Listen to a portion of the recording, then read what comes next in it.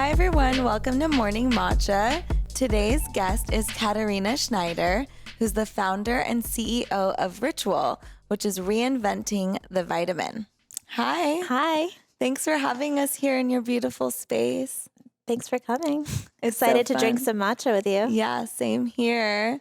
I'm excited to learn about Ritual and how you created it when you were, 4 months pregnant? 4 months pregnant, 9 months pregnant now, just always pregnant. Yeah.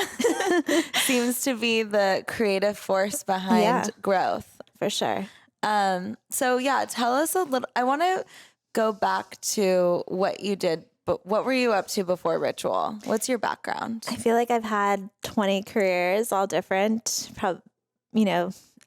Started in investment banking, worked at Lehman Brothers before it collapsed. In New York or? Out here, actually. Wow. Doing mergers and acquisitions. And then got into the startup game, did strategy and operations for a startup here in LA, and then became the chief of staff to the CEO of Universal Music. Oh my gosh. How did you go from that to music? I was always passionate about technology, about math, about analytics and data. And they were looking for someone with a analytical mindset to sift through research and data to kind of understand the industry better. So I got to work on deals like Spotify and help bring Spotify to the US and show that it, wasn't going to actually cannibalize the music market, but actually improve it. And so where was it before? Is it it's based in Sweden, but Universal is the largest record company in the world. And they were reluctant to license their music for a while without knowing all the facts. Yeah. So did that. And then I met Troy Carter, who was Lady Gaga's manager at the time. Wow. And joined his team because he was on the cutting edge of media and entertainment and not just a music manager, but building businesses and investing in startups. And so I joined his company, Atom Factory, as the head of innovation there. What did they do? What kinds of businesses? We had a media company. We had an agency investing, and we invested in over 70 companies, everything from Uber to Dropbox to Spotify. Before they were big. Wow. Yeah. Well, as they were rising. Yeah, as they were, yeah.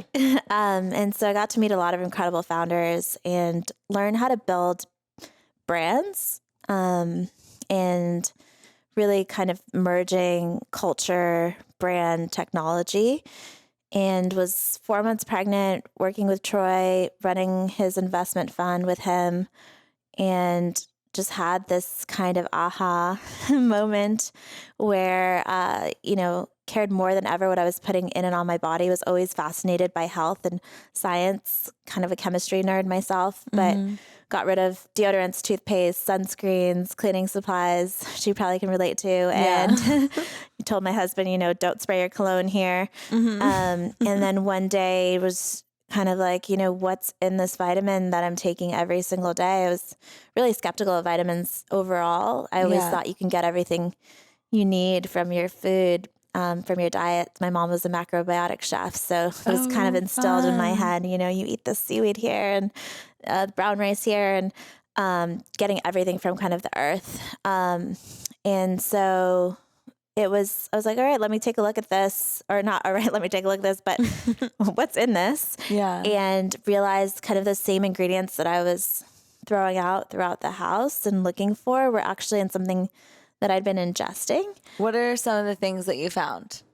Aluminum, titanium dioxide, and also more importantly, when I dug in, the forms of the ingredients did not actually work in the body when you actually did your research. So it turned out that your genetics actually impact how you take in certain nutrients, and something like folic acid, which we're always told as women, oh, this is so important.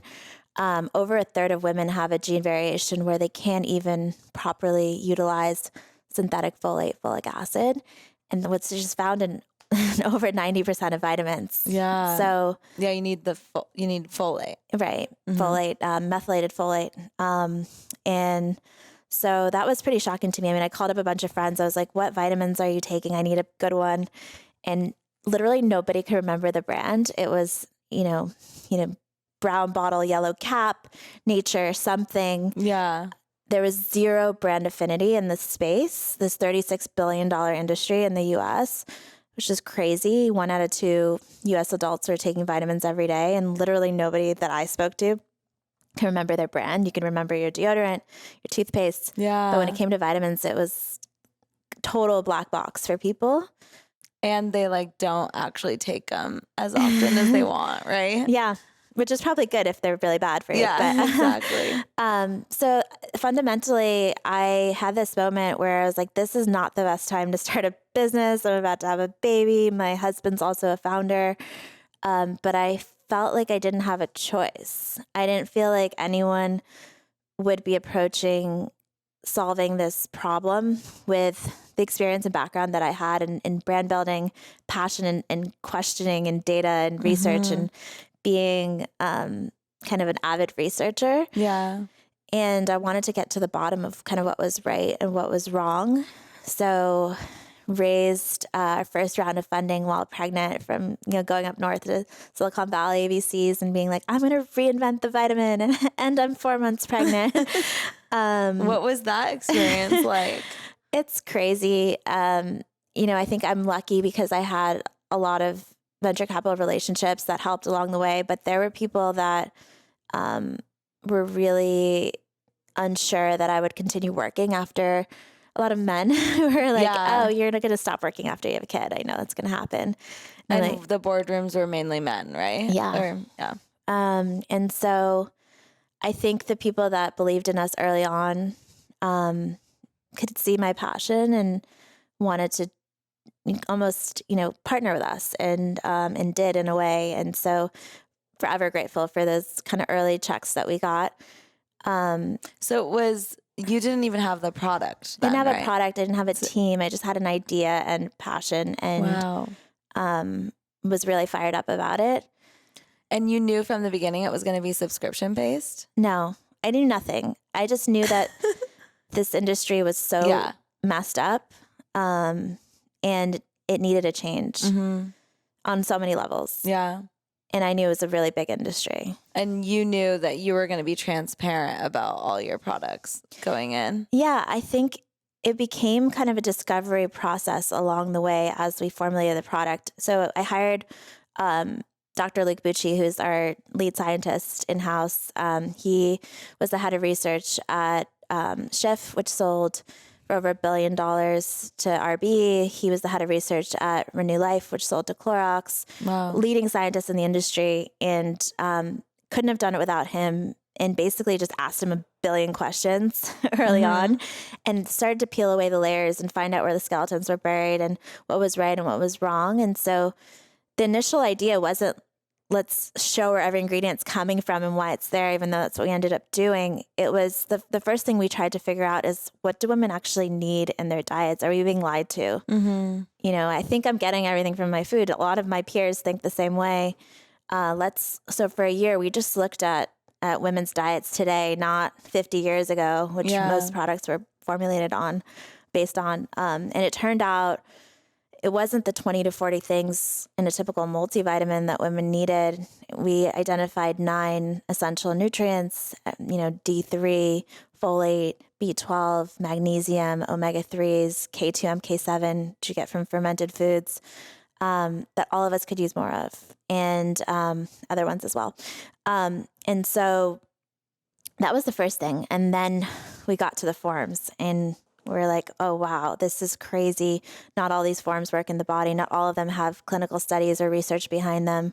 Let's find the best forms of those nutrients. And so we partnered with scientists all over the world who are on the cutting edge of those forms. So our D3 is the only vegan certified D3 coming from lichen. Sorry if I'm getting too in the way. No, I love it. Yeah. Our omega-3s were used in NASA for research projects. From algae, both have EPA and DHA, which most people just associate with fish. And our folate is a 4th generation folate that bypasses any gene variation coming from Italy. And so we started talking to all these scientists, and we got, I'm a natural storyteller. I love stories, and every single one of these companies and scientists had their own story to tell. And we're like, why wouldn't we just put this all out there? Like, these aren't our ingredients. And no one's ever shown, you can find out where your kale is coming from in your salad if you wanted to go that far. But how about the vitamins you're ingesting every day? And so we've literally became the first create the first traceable vitamin where you can go on our site, go to the ingredients, and see where everything is coming from and why it's there. But in terms of subscription, that came later on. Yeah. Just to figure out how it's best to replenish it for people to keep taking. Yeah, because as you said, people forget. I want to talk about, recently I read this article. I think it was like Consumer Reports. It was talking about vegan protein supplements and how they've been found to have a lot of like mercury in them. And that goes back to like the not being able to trace how does that even get into the vegan supplement? It's not like you're looking at the nutrition facts and it's like mercury, this many %, right? So how does that, I wonder if that relates back to the traceability and what you guys are doing and how people can prevent that in their other products as well. Yeah, so it's interesting. I think when I started the company, I had this idea that the industry was not regulated at all. There were articles in the New York Times at the time I started the business that were saying, I think it was in New York, the Attorney General or someone went to all the GNCs and vitamin shops and tested all the ingredients on the shelves, and they weren't what they said they were. And they were like, holy crap, this industry is just broken and not regulated.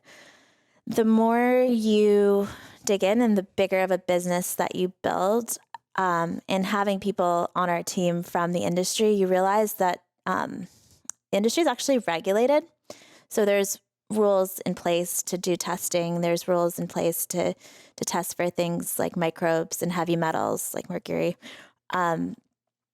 But the industry is not enforced. So it's kind of like having a bunch of stop signs and not that many police.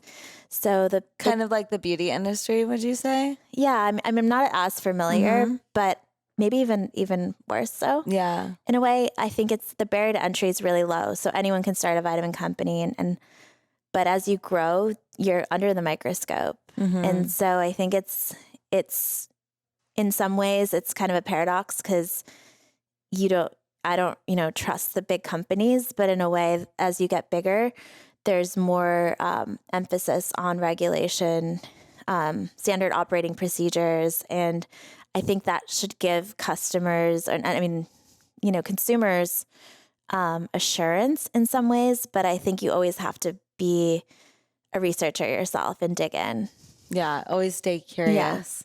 Yeah. For us, it was crazy. Like the testing that we do is insane apparently, because we have like 3 checkpoints where we test for all these things multiple times in the process. The ingredients coming in after the manufacturing several times from the manufacturer, and then we do our own third-party testing multiple times and spend a lot of money.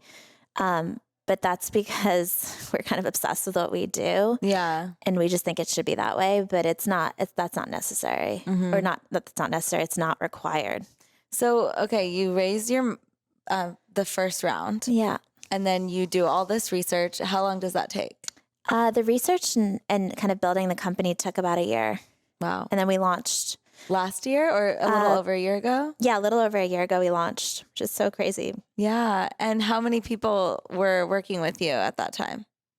At the time, in the beginning, it was just myself and our scientist, a content person. And then I hired someone who was really instrumental to our business on the marketing side, supply chain, ops. So we had a really small team. Yeah. Your branding is amazing. Oh, thank you. I love it. Were you inspired by anything or? Yeah, it was actually tough. I was inspired by a lot of brands in the beginning and worked with an agency to create not the branding you see, but another older version that was more elevated. And when it came back, it felt really, really niche. And so to go back to, which was really stressful. You just raised all this money and you're like, I just spent money on branding that I have to throw out. Yeah. But it didn't feel like it had the legs to scale and be accessible for all women. And so throughout this branding, and then partnered with an incredible designer, 2 designers, Michelle Matar, and she became so key to our brand and is part of our family now. Oh.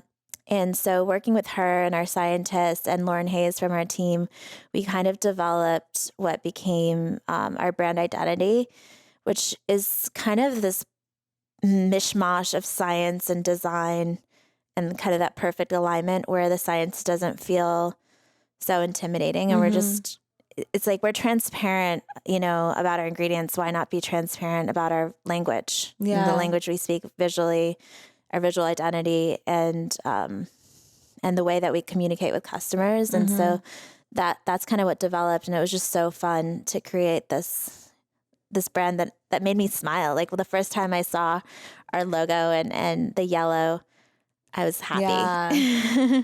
It's beautiful. Thanks. And did that shift? Like, how long did that take to develop? Because it's like it's its own entity. It's like Right. a person, right? And it develops its own identity and it changes over time. Totally. And I think a lot of companies make that mistake where they'll go to an agency or something and they'll develop a brand guideline or like brand identity. But branding is very like living and breathing and evolves over time. And you can feel it when a company just works with an agency once. For us, it was important to hire designers and creatives in-house. We never go to an agency for anything on the branding side. And so internally, we have scientists, designers, copywriters, marketers, all sitting together, as you see out here, in an open space and customer experience too. And that took over the initial just visual language. It's what our brand is today, where, we'll have we'll put a beautiful photo on Instagram or wherever, and customers will ask questions and we'll respond back within seconds because we have a team of scientists in-house. And that's part of our branding too. It's like combining that language. Yeah. But it's, and same with our emails. We have this amazing post-purchase email series right now where, we created this product not just for like hair, skin, and nails, which a lot of us care about. Yeah. It was created to fill the gaps in your diet, which can result in those things, but more importantly, impacts your long-term health, your organs, your blood, your brain, things that you might not be thinking about in your early 20s. Or even like turning on a genetic factor, right? Yeah. Like turning on or off what you're... Well, it changes the way that your genes are expressed, and changes your biological clock, and shortens it. So, anyways, yeah. So showing all that through content and through email series and all these different touch points is something. What's your email series? So after you subscribe, which is why a subscription is important, because it's not the things that you do once that make you healthy. It's the things that you do repeatedly. And so we realized that. And so when for our post-purchase email series, we actually have milestones.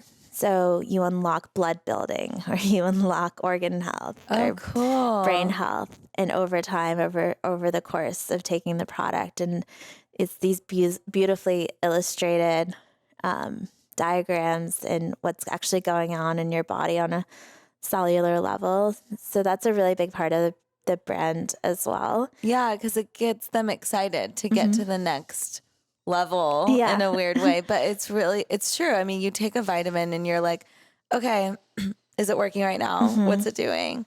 And just everything takes time. Yeah, that's actually a challenge that we're having. I would say a majority of our customers say they feel something different, right? Whether it's mood, energy, skin, hair. But there's a significant amount of people that don't feel anything. And it's explaining to people that, that's okay. This Yeah. is not, there's no like quick fix to things. And it's actually, there's things going on in your body that you can't see or feel. And that's the stuff that actually really does matter. But that's a very difficult, I would say, challenging thing that we're still trying to figure out. Like, how do you make long-term health sexy? Like, no one thinks it is. Totally. It's like, it's not like matcha or coffee where it hits you right away and you're like wired and you get it. And then you kind of need it like the next day. Right. Yeah. And I think there's, what I learned from our scientists was there were ways to do that, and that the vitamin industry does things like that. Like they'll put ingredients in the pills that'll make your pee bright yellow, or caffeine, and so you feel like you're getting some kind of instant gratification, but it's not healthy. It's just like expensive piss. Yeah. We spend a lot of time talking to our customers, and we do that every day, but smell and taste are really important, especially with things like, I'm sure like omega-3s, which can smell like pond scum. Yeah. And so we developed these minty tabs that go into our vitamins, and it's fresh peppermint oil from Yakima, Washington. So when you take it or smell the product, there's this kind of positive reinforcement. People are obsessed with it, and they'll take the tabs and put them in other bottles or their like purses. Really? So it's something else that you buy. It's not like... No, it goes in there. It's in there, but you could take it out. Oh, cool. Yeah. And you can move it around. Yeah. That's awesome. So you talk about interacting with your customers and your digital company. So I'm curious how you treat your social platforms differently, from like Instagram to Twitter to Facebook. I think that's just great knowledge for anyone who's either starting a business or just their everyday lives. Mainly people starting a business though. Yeah, I think that's really important. You have people that just assume that you talk to the customer the same way, or visually, lengthwise, and all these different ways across different channels, but they're all so specific. I would say that Instagram is definitely a really interesting touch point for us, because it allows us to be really visual and conversational at the same time. So, I mean, I can't imagine our business without it, especially given, our competitors, which are all owned by big pharma companies and sold in retail. They have no real direct relationship with their customers. And yet we're able to, we have like an Ask Luke series on Instagram where customers can literally ask him anything. And we're able to like quickly respond to people, but then also show off our photography skills and how obsessed we are with design, kind of design and education. On Facebook, that allows us to kind of leverage our content a little bit more. We put out articles almost every week. Oh, cool. Yeah. So kind of like what goes in your email series, that kind of information? It differs, because with the email series, we have different email series, but we have email series for customers and for new customers. So, and same with Facebook. It's kind of this balance, like kind of like, what do you want everyone to see? Whereas on email, it's, you can kind of split it out. So it depends. But for us, it's, I think through Facebook and through Instagram sometimes as well, is when we have one series going out, it's called My Ritual. And, we have Essential for Women. That's our product, but we also have Essential Women.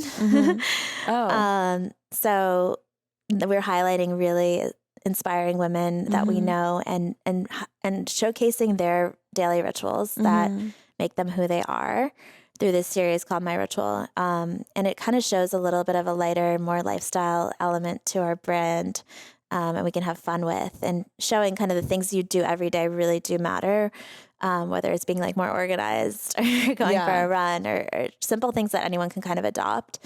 And so we're able to highlight that through Facebook, and then also just draw people back to the site and see the content as an article. We're also able to highlight press that we get through Facebook. So if another, through our PR efforts. If someone covers us, then we can repost it through our channels. Twitter is really great for customer service. If someone's having an issue, they like tweet at you right away. Yeah. That's so awesome. Which is great. Yeah. We love that. I mean, it's awesome that we can respond to our customers quickly. We don't have a phone number that people call. Like literally. I know. Isn't that crazy? Yeah. Like no one has phone numbers anymore, or big companies like tech companies. It's mainly, I don't even know how you can get a hold of Instagram. I've tried like a million times. Do you have some issues? Reporting, but really I just want to ask something. Yeah. I'm not sure. But I think some direct-to-consumer companies still have phone numbers. We just felt like it was not necessary. If there's an issue, we respond right away. We have an entire CX team that is obsessed with this kind of stuff. So, yeah. I think it's more efficient. Yeah. You don't have to hold. You don't have to, I mean, you can do a million things while you're trying. You could just do a million things at once now with technology, which is nice. And I love that people can get answers right away while they're on Instagram or Twitter or whatever. It's super cool. So that's what you use Twitter for mainly. Yeah. It's also just engaging with interesting thought leaders as well. I would say that could be stronger for us. I think we've been kind of laser focused on Instagram for sure. I feel the same. Like I couldn't imagine our business without Instagram. Yeah. And it's really crazy because I have a love-hate relationship with it. So I'm wasting way too much time on this thing and my eyes hurt and I need to get off it.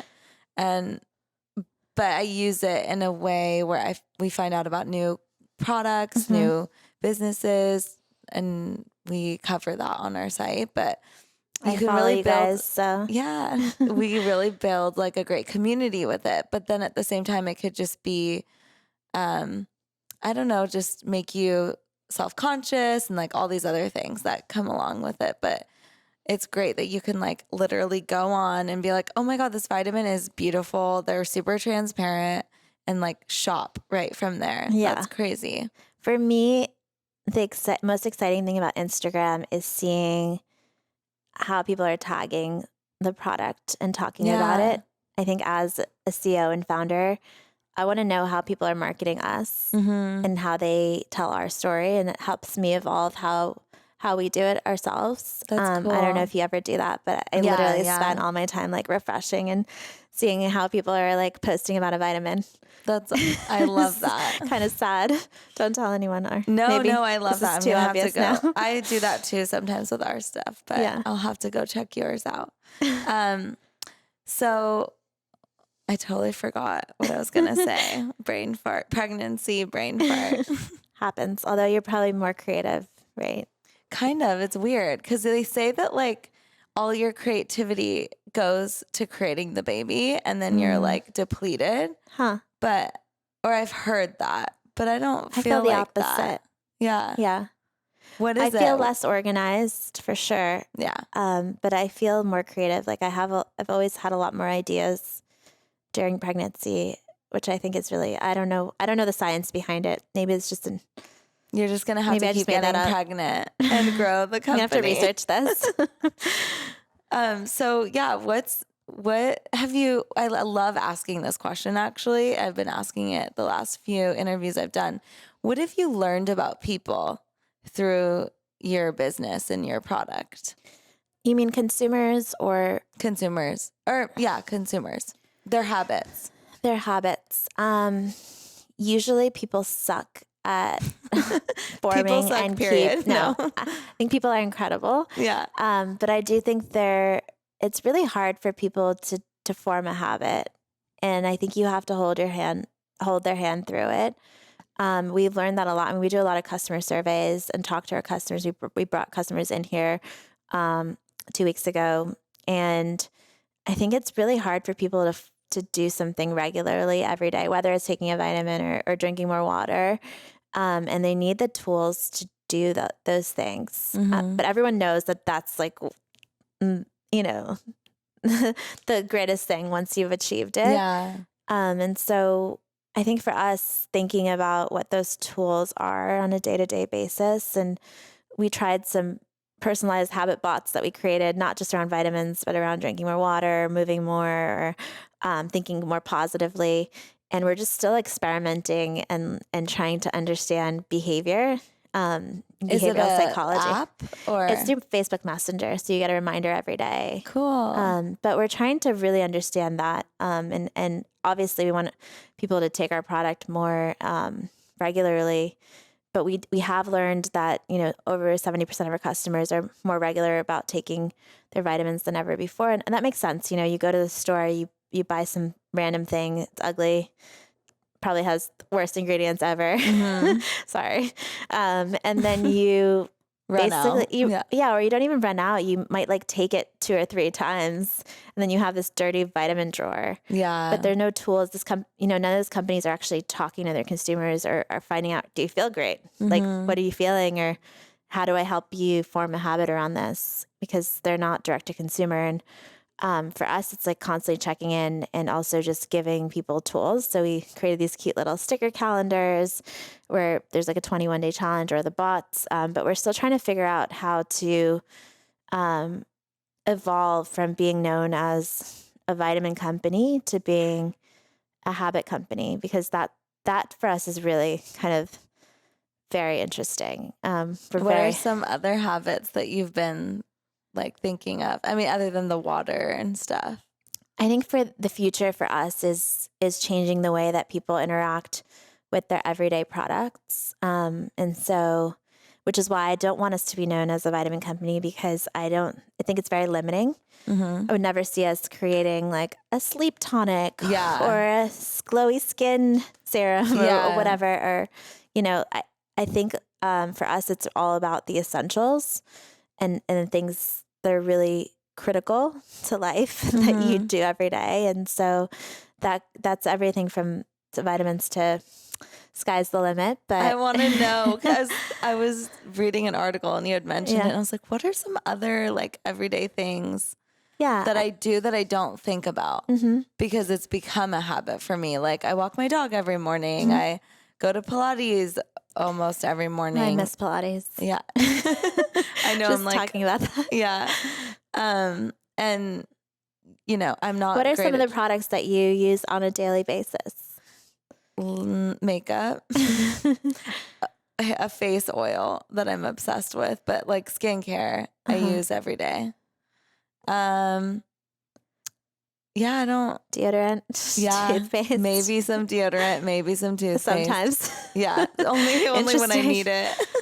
No, yeah. You're lucky. Yeah, toothpaste and deodorant.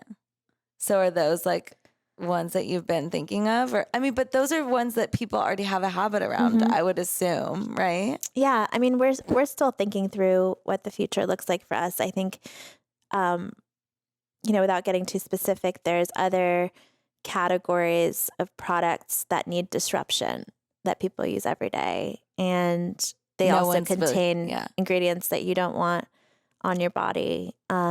They don't have transparent supply chains.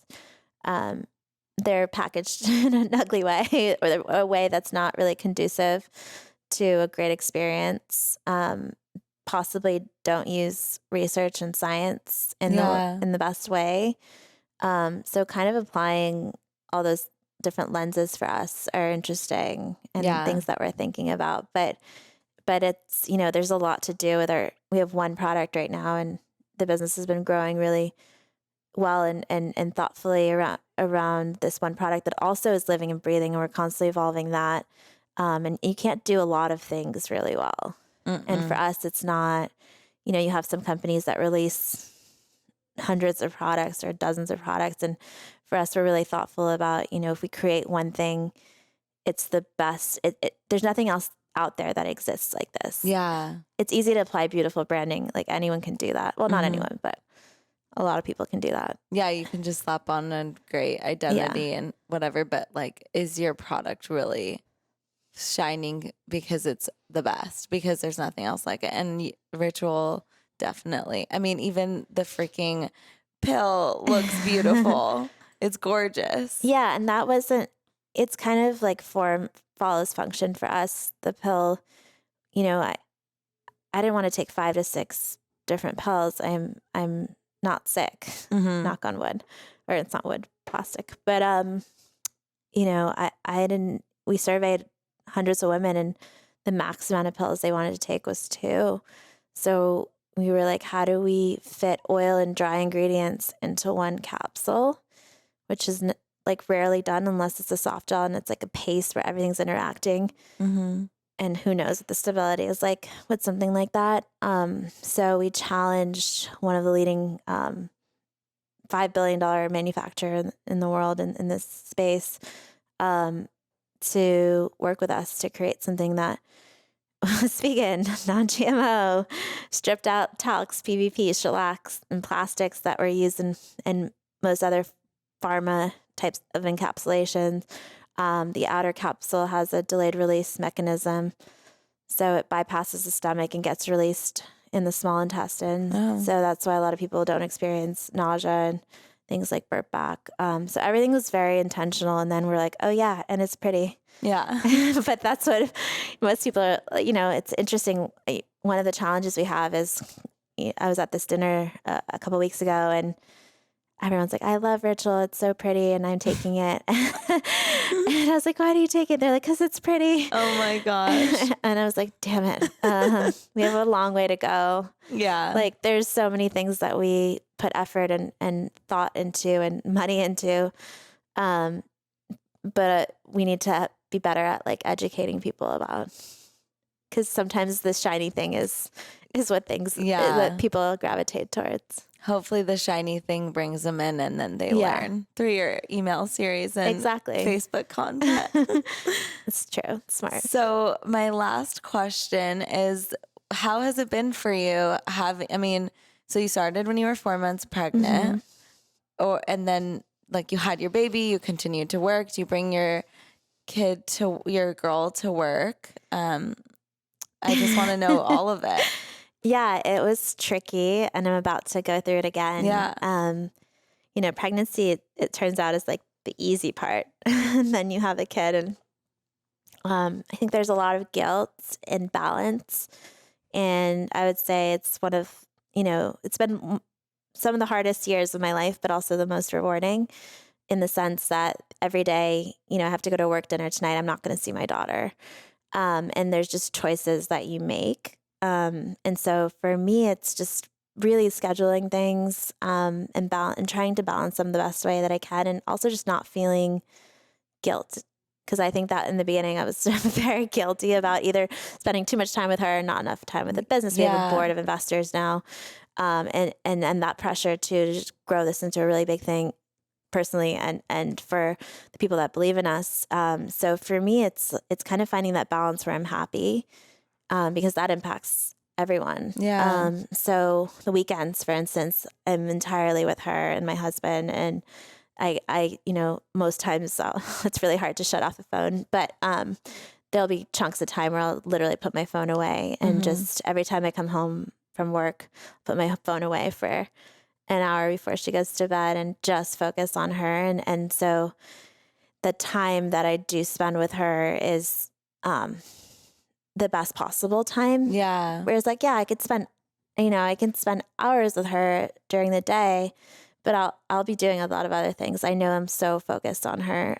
She's 2 now, and it's like the greatest thing ever.